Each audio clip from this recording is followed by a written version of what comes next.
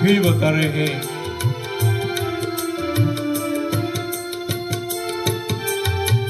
नित्य भूमि मंडल सहज श्री वृंदावन एन।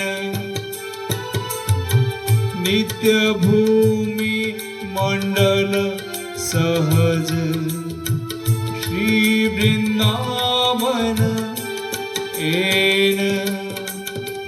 रतन जटित जगमग रह्यो रसिकन मन सुख देन। रतन जटित रतन जटित जगमग रह्यो रसिकन मन सुख देन।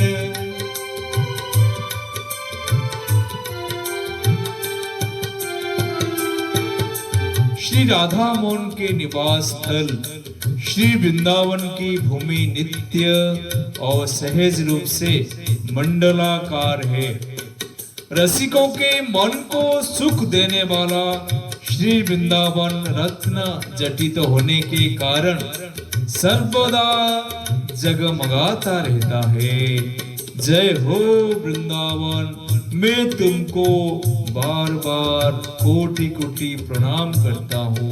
कृपा करो वृंदावन, कृपा करो, तुम्हारा ये नित्य स्वरूप दिखाने की कृपा करो, कृपा करो।